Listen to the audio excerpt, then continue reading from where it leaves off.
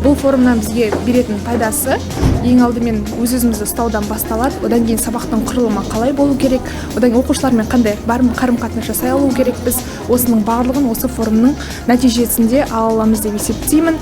Одан бөлек осы форум Астана қаласында өткен болатын. Сол форумда қатысушы болған болатынмын. Енді бұл форум жас ұстаздарға жыл сайын өзінің жалғасын табады деген ойдамын.